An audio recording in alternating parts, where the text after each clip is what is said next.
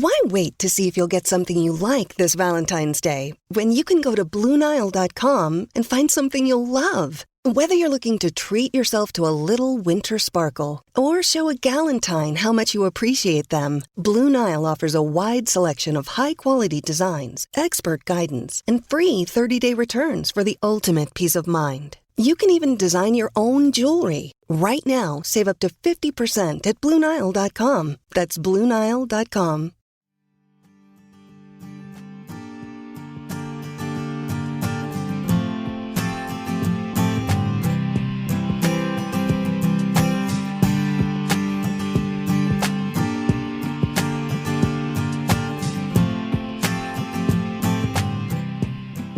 This is Fortune's Wheel, a podcast history of the late Middle Ages. I'm your host, Jonathan, and this is episode 21 of Empires and Mercenaries, Part 1.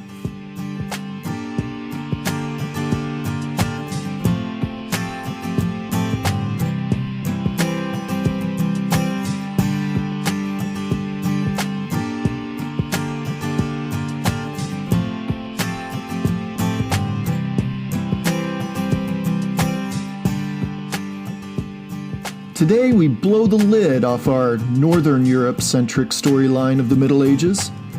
Yes, to an extent we follow Tancred de Hauteville's children southward into the Italian peninsula and see the first sparks of Norman dominance in the region. But it's so much more than this. I said we would head to Italy, and we will. But we'll, just take the route that many of those Norman pilgrims would take to get to Italy. They'd head through Constantinople first. See, their capital, Constantinople, now Istanbul, Turkey, the seat of imperial power, though still an incredible presence in the medieval world, was in decline, and their increasingly feckless emperors decided to act upon a long-held idea of reunification with Rome itself, a place they all still held dear and seat of the most powerful bishop in all of Christendom, the Pope. Though according to their Eastern or Greek flavor of Christianity, Rome's bishop was merely the first among equals. Today we see how one legend begins, how the most powerful empire in the region can shoot itself in the foot, and how medieval loyalty was defined. Today, we talk empires and mercenaries. I hope you enjoy the show.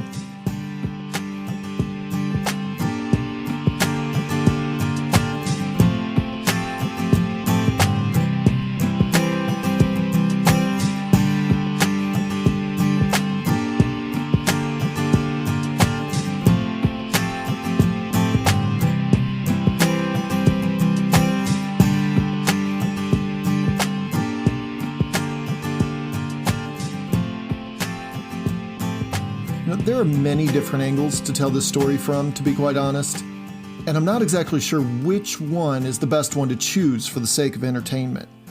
I mean, every angle is a great angle, because every angle has some level of political intrigue or chicanery or action.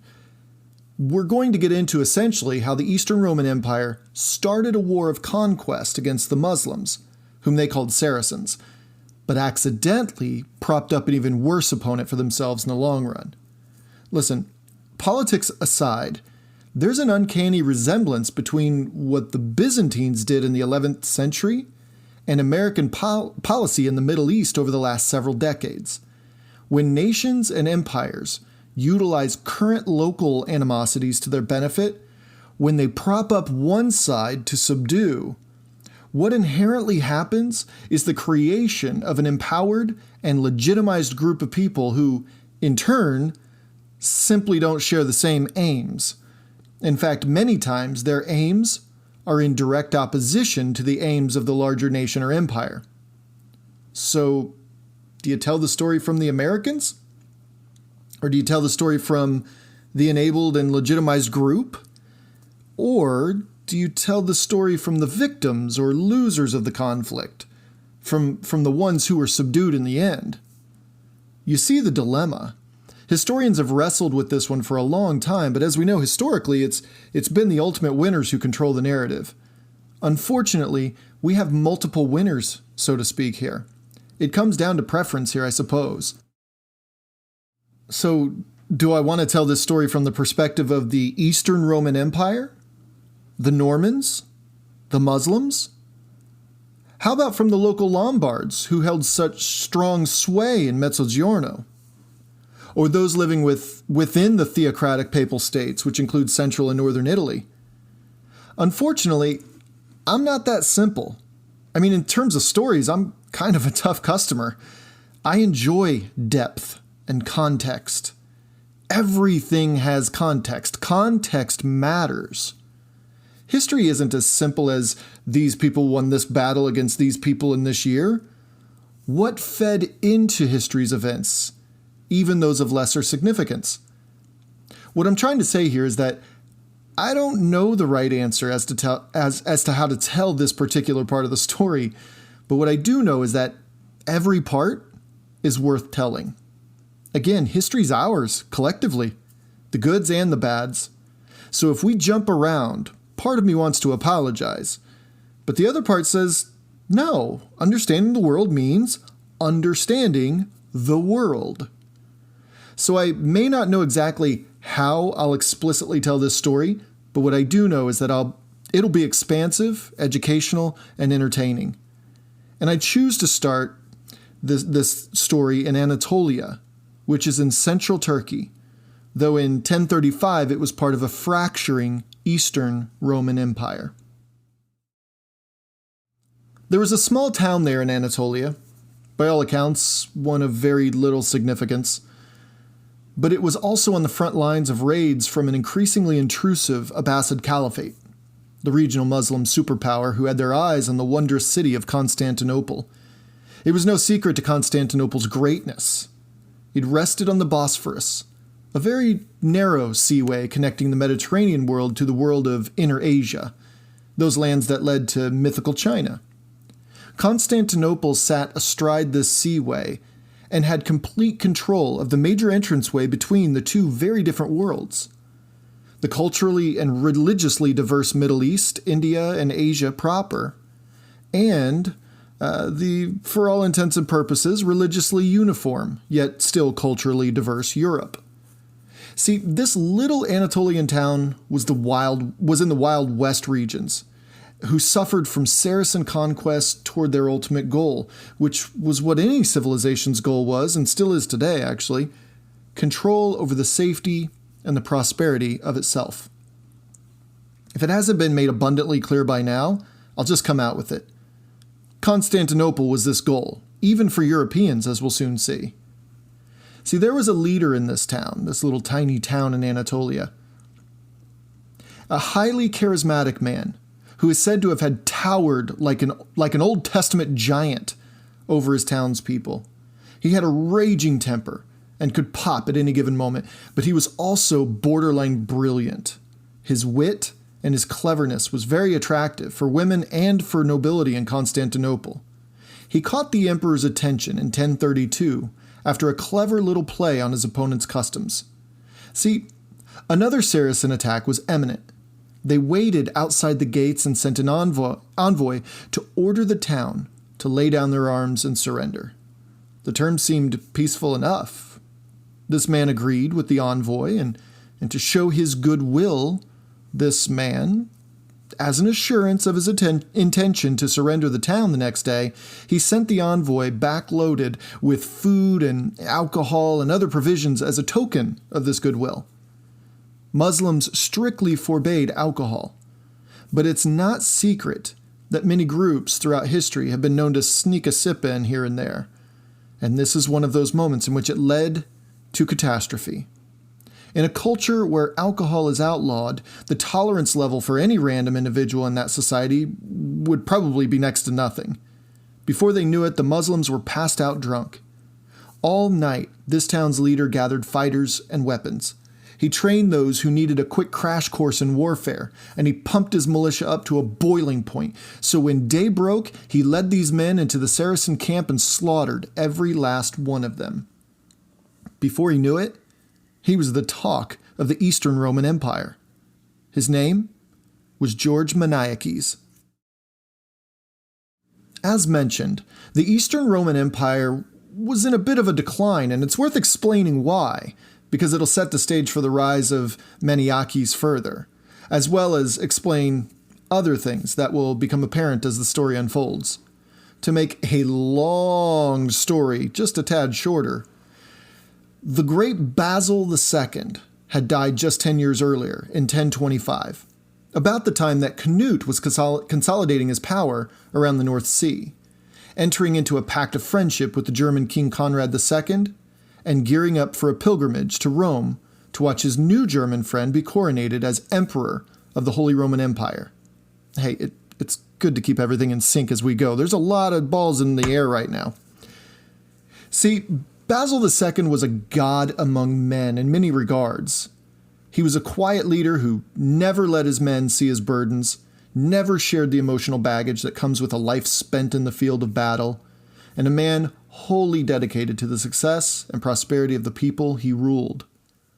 That said, he also earned the nickname Basil the Bulgar Slayer, which on the surface is pretty awesome, but it also details the complexity of what constitutes a good man or a good ruler. Can a good man also be a good ruler? Well, it's certainly a relevant question, even today, but what we do know for sure is that his people loved and appreciated him for whatever he was doing out in the field. He was born into a world where the Bulgar Empire had Constantinople nearly on its knees, and as a young man he fought against his empire's nemesis. As a general, he defeated the Bulgars and they rose again. And as an emperor, he did not stop until he all but destroyed the Bulgarian Empire and neutralized forevermore its grip on Constantinople. Because of Basil II, the Eastern Roman Empire once again prospered. He was its savior without question.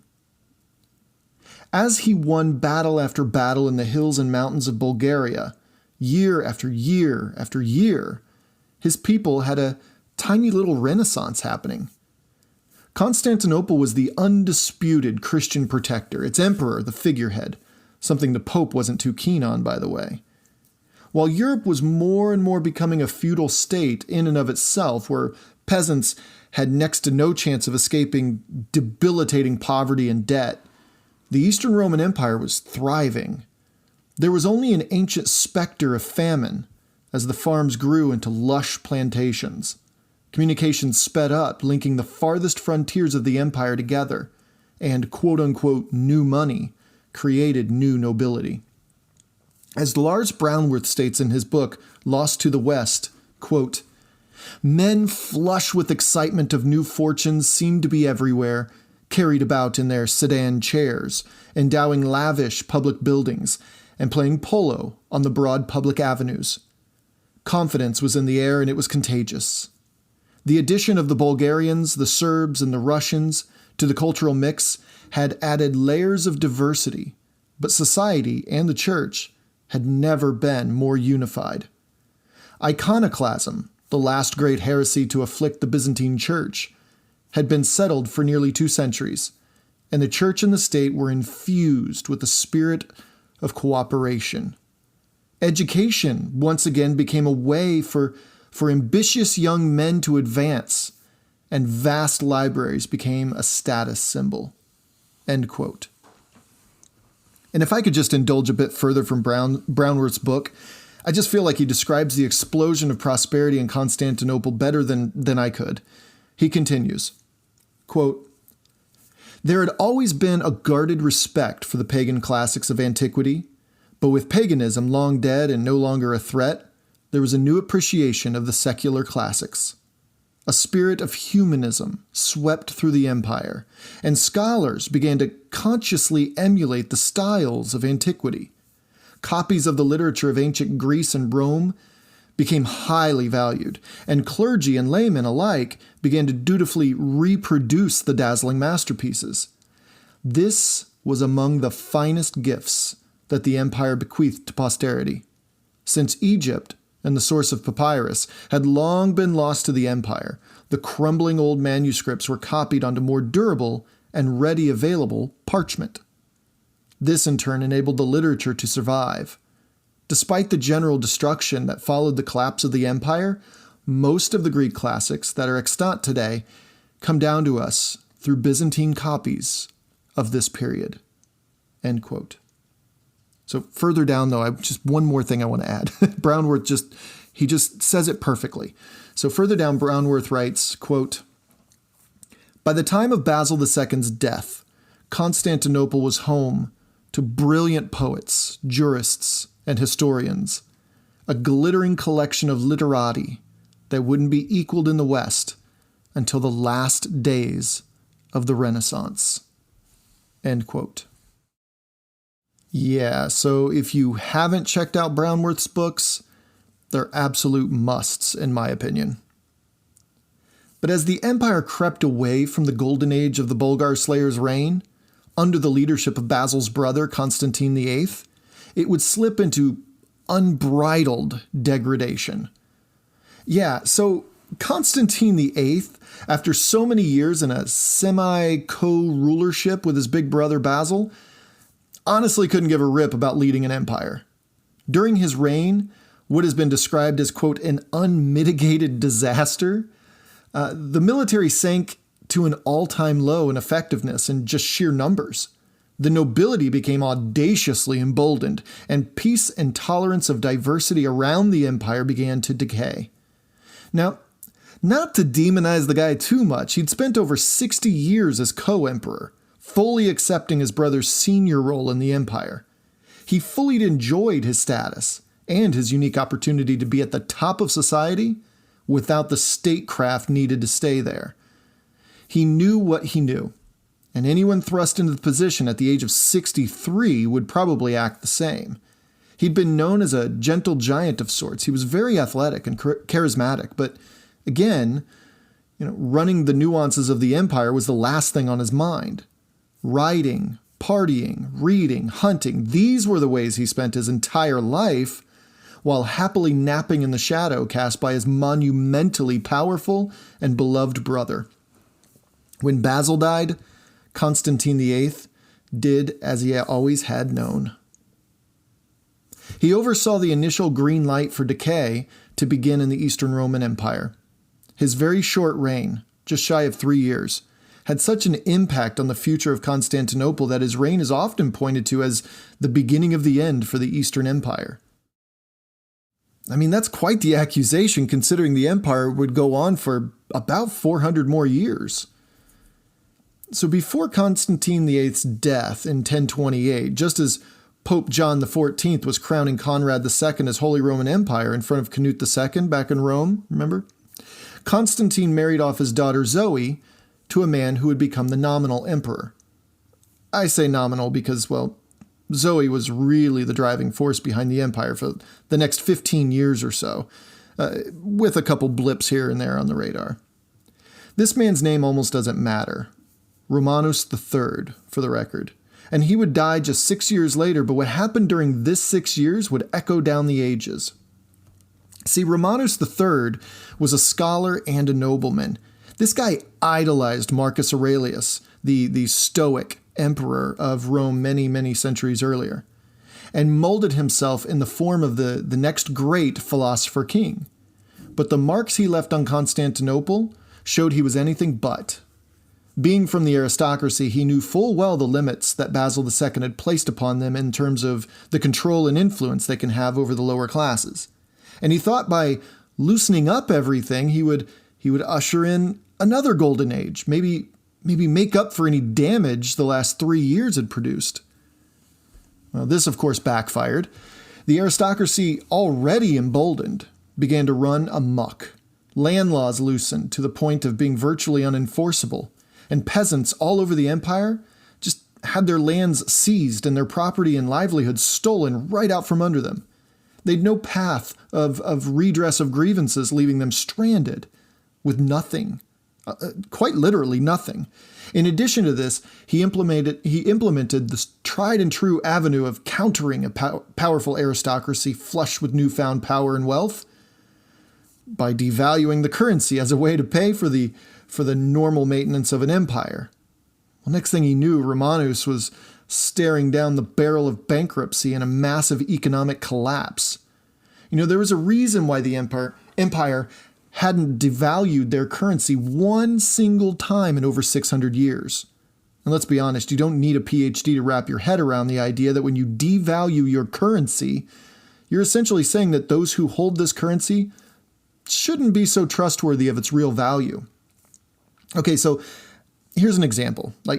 I like bourbon, okay? So let's look at it like this. A shot of bourbon is as potent as that particular drink will get, right? Though smooth, it's a punch to the gut and just, for me at least, too much all at once.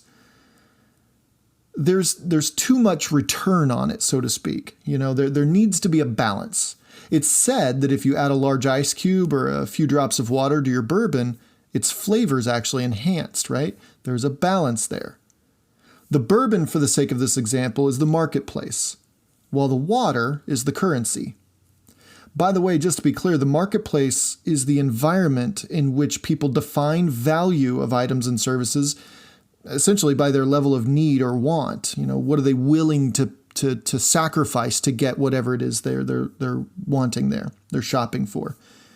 So each market is different, mind you, as each market comprises of different people. If one market adds 2 drops of water while another adds 20, you can see that the market with 2 drops values their currency far more than the other market. The market with 20 drops added too much currency, thus devaluing its value, just as too many drops of water dilutes the taste of the bourbon too far. Now, if Romanus had only known about diluting his bourbon, he may have been remembered in a far brighter light, but, Romanus flushed the market full of more currency, thinking that more coins in circulation will create the necessary funds to keep his empire afloat. Basic economics, right?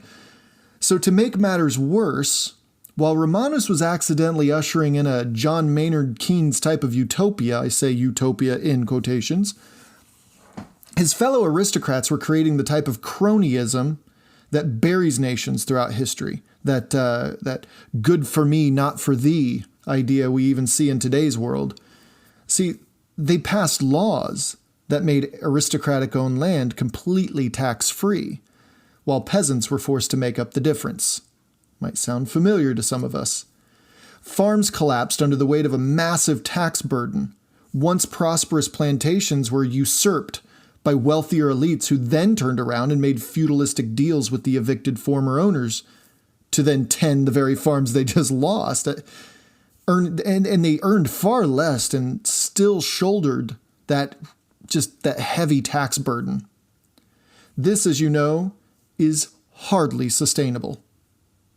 Couple all of this with Romanus's main purpose for inflating his currency, which was to pay Basil II's immensely powerful military force to continue to protect Byzantine borders, let alone other infrastructure projects. See, in the Eastern Roman Empire, the military was made up predominantly of peasant soldiers, men who tended the fields and then went to war when needed, only to return to tend the fields afterward. Sometimes, say, an Anatolian Roman would be called upon to travel the breadth of the empire and defend a northern border, for instance.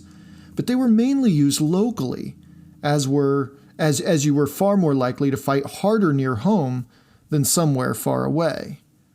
However, these peasant soldiers no longer had a home to gain wealth from or even value from.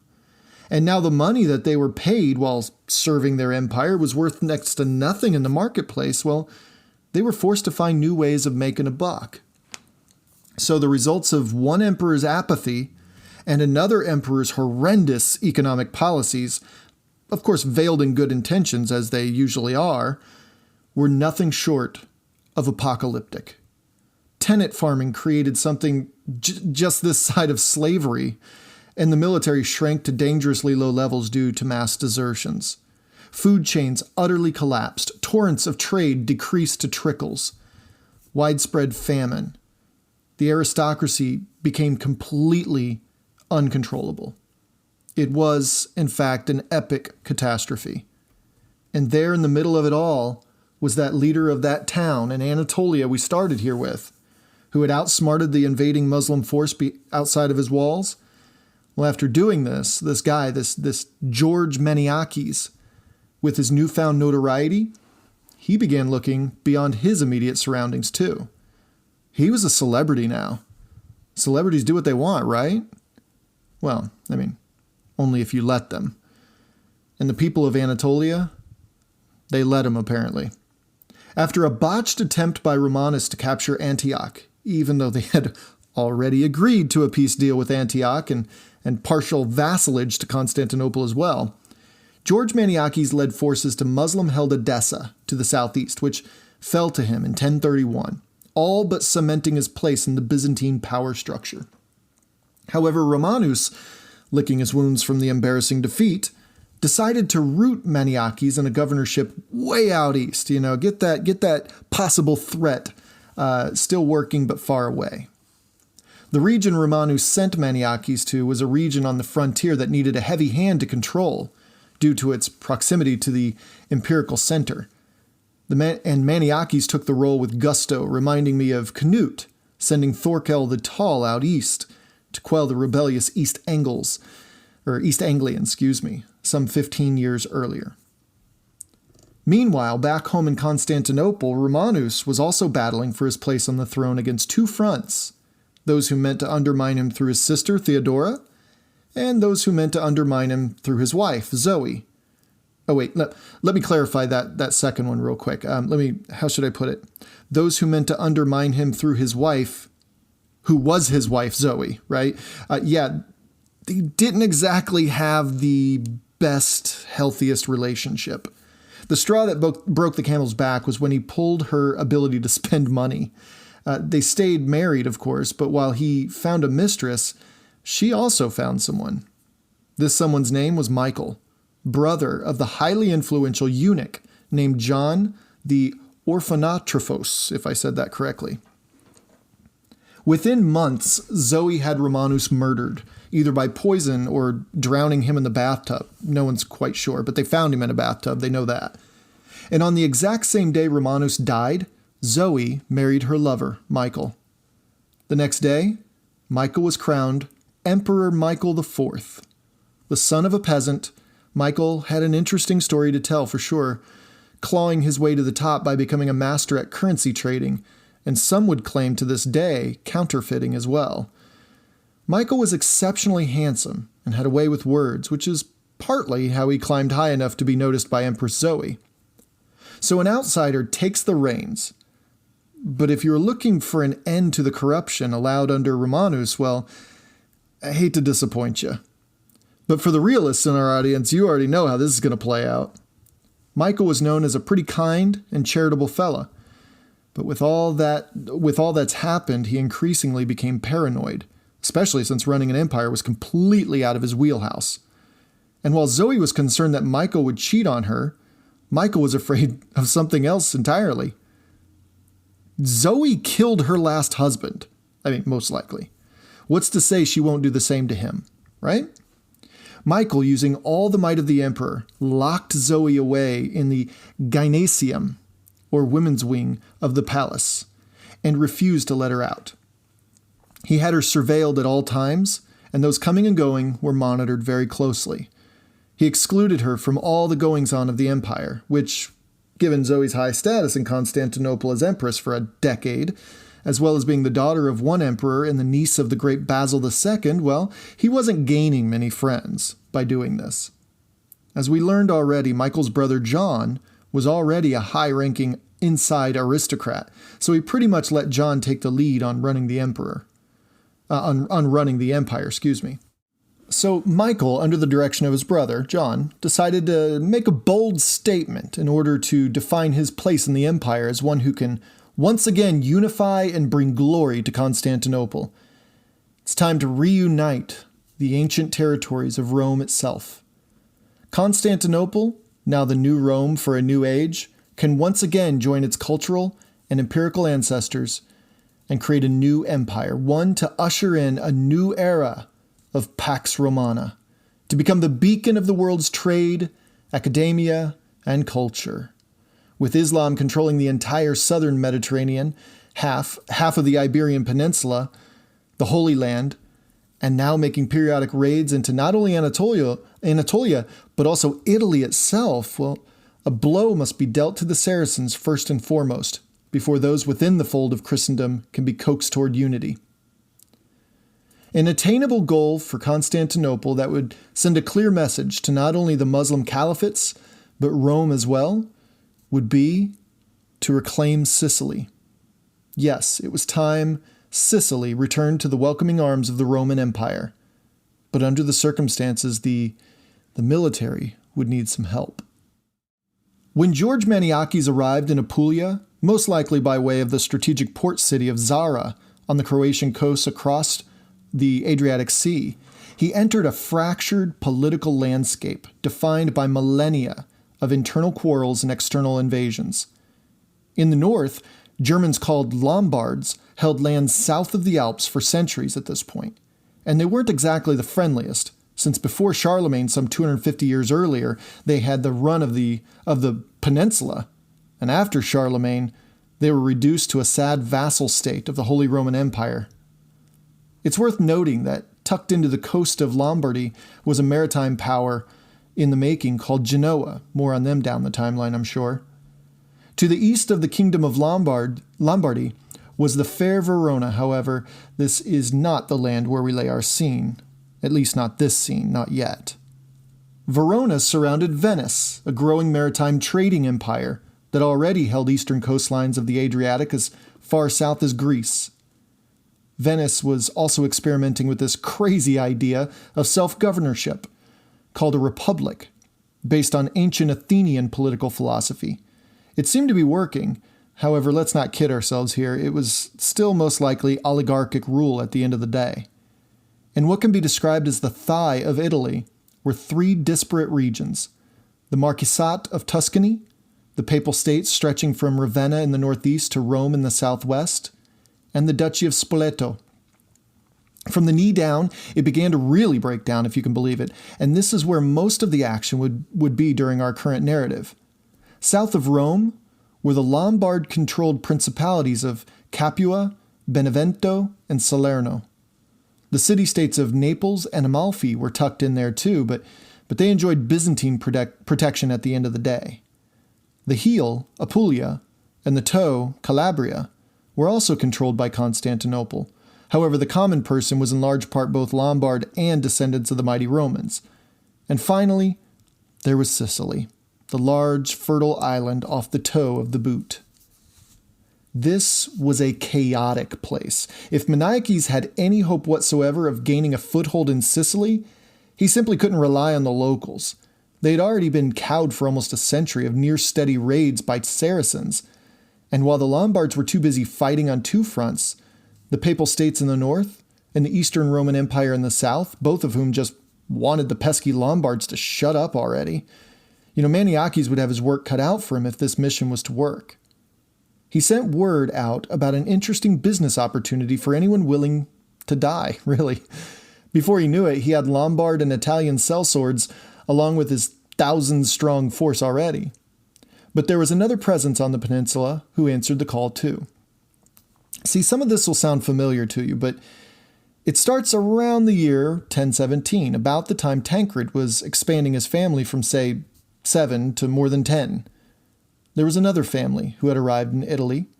We talked about these stories before in the podcast, but I'd like to name them now as they will become more relevant at this point. These Normans, who were off on a pilgrimage and stopped at a famous Christian shrine to pay their respects to the Archangel Michael, they were Rainulf Drangot and his brothers Osmond, Gilbert, Ascletin, and Rolf, along with over 200 Norman knights who accompanied them. They were on their way back from the Holy Land, possibly to make amends for why they found themselves in southern Italy to begin with. See, Rainulf committed an unnamed violent crime, probably murder to be honest, and was exiled from Normandy by Duke Richard III around 1015 or so. This is the point where our Normans of legend were approached by the Lombard leader Melus of Bari, asking his assistance in throwing off the imperial yoke of Constantinople. And as we know, they agreed, And though they were defeated at the 1018 Battle of Cannae, a battle that dealt a devastating blow to the Drango boys when word of Gilbert's death reached them, the Drangos went on to gain the attention of the leader of Salerno, who then asked them to help repel the Saracens from pestering their coastlines and villages. You see how these stories are kind of mixed up a little bit. They, of course, agreed, and the Muslim threat was quelled for a time. They then began branching out and taking gigs wherever they could find them, including everything from raiding and extorting local villages and churches, as well as safely escorting pilgrims to various Christian shrines around southern Italy. They slowly but surely began amassing wealth, but wealth was nothing compared to land. But here's the most interesting part, speaking of land ownership. It wasn't the Hautevilles who got the first Norman foothold in Italy. It was Ranulph Drango who has that distinction. See, after many years of switching back and forth some more, between helping the Count of Capua, the Holy Roman Emperor Henry II, and the Duke of Naples for ultimate control of Capua, it was just a big mess.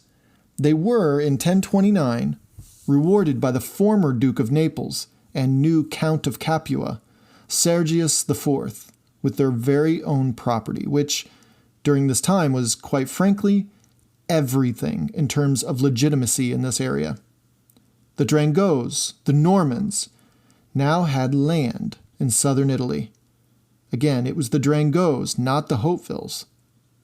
From this seat, Ranulph began plotting for more. At one point, Ranulph most likely had his sights set on returning home to Normandy, presenting a gift from his pilgrimage to Richard II and asking to be readmitted to Norman society. However, I can't imagine a reality where he didn't completely cast off this dream and settle for his new dream, a formidable Norman presence in Italy, so close to, well, everything. So close to Rome, so close to the busy and lucrative trade routes of the Mediterranean, so close to the crossroads of cultures, on and on. Ranulph was named Count of Aversa, just north of Naples and south of Rome itself. And he knew that if he was to succeed, the key was to keep everyone fighting. If one leader was too powerful, then success would be impossible. By switching loyalties, no one knew who would have the upper hand, and everyone would come knocking on his door. Normans were quickly becoming valuable allies, if only tenuously and temporarily. In the midst of all this, Maniakes no doubt heard word of this little band of Normans who were so adept at fighting when he arrived in 1035 or 1036. Maniakes most likely negotiated a deal and offered the same for any other Normans Ranulph could acquire. Ranulph no doubt sent word to his fellow Normans in Normandy, and these were the stories and the calls to action that drove William and Drogo de Hauteville southward. As Lars Brownworth writes in his book Normans, quote, "Even brash young knights like William de Hauteville must have found the army Maniakes gathered in Sicily impressive." End quote. Thousands of Byzantines, a large group of fierce Bulgarians, Serbian mercenaries, even some Lombard and Italian sellswords joined the excitement. Men of all sizes, shades, and physiques, speaking a number of languages, were coming and going. William and his brother Drogo led their Norman knights through the camps. It must have been quite a sight for Normans who grew up in the rough and tumble Cotentin Peninsula of Normandy. In comparison, Normandy was still an infant in the grand game of human civilization, just over a century old at this point. Traffic was heavy in the English Channel, with Scandinavian and Anglo-Saxon and Muslim and Irish and French people stopping in and out for trade, but this was a truly ancient land with truly ancient people. Its people, these were ancient cultures here. Under the high Mediterranean sun, their skins held a millennia of sunlight in them. Their hands and their eyes held just as much history. I can't help but imagine even a moment of, inadequacy in William and his Norman comrades. But then I remembered, hey, these are Normans. These are the direct ancestors of the warriors who fought alongside Rollo. So there's no record of William meeting with Maniakes. However, I'd like to think it happened, at least at some point. Maybe not at first, but either way, there's no possible way Maniakes wasn't impressed when he finally saw his Norman mercenaries in action. But at the same time, William's and Drogo's first meeting was most likely with a fellow Norman, that same Count of Aversa, Rainulf Drengot. The Hauteville boys touring the camp no doubt caught glimpses of the legendary Varangian Guard, the U.S. Navy SEALs of their day. These guys were the elite of the elite.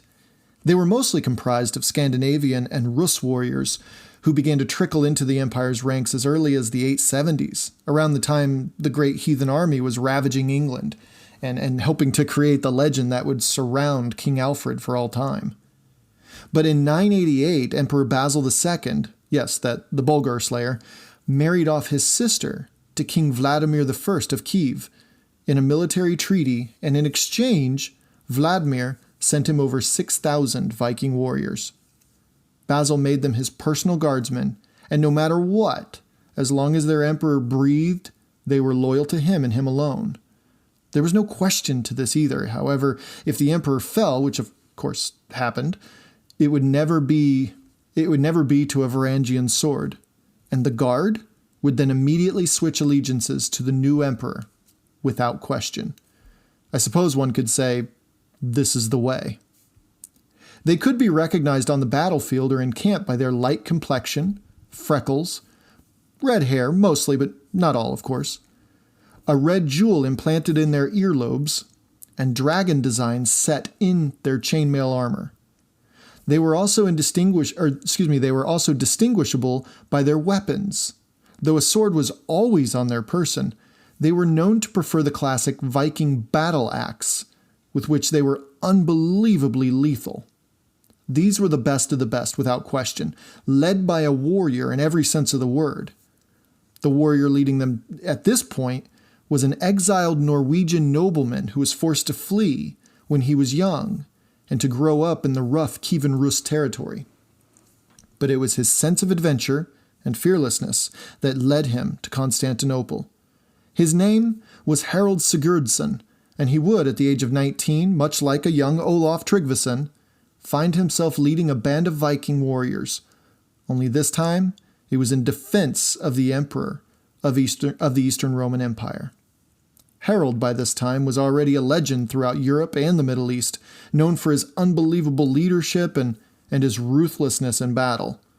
In short, Harold did not lose, like ever, it seemed like.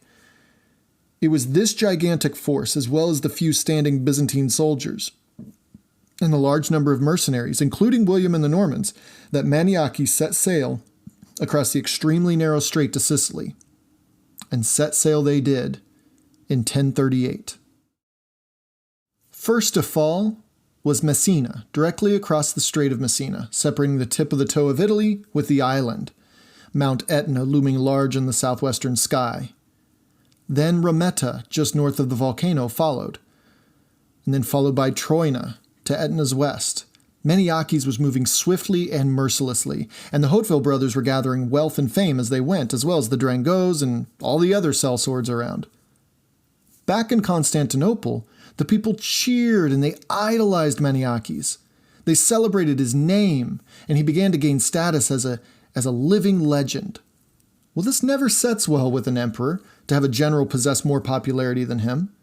Sicily was a foregone conclusion at this point. With George Maniakes at the helm, how could they possibly lose, right? People began putting their sights on the real prize now. Again, the unification of ancient Rome, of all of Christendom. There was no higher goal, and George Maniakes was sure to deliver it to the people of Constantinople.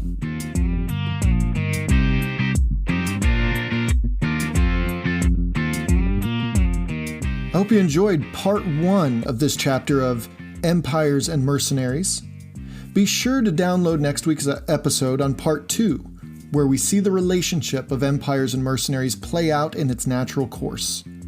please keep sharing this podcast with you and who you know, and on your social media accounts. By now, you know the drill, @Wheel Podcast on Twitter and Fortune's Wheel Podcast on Facebook.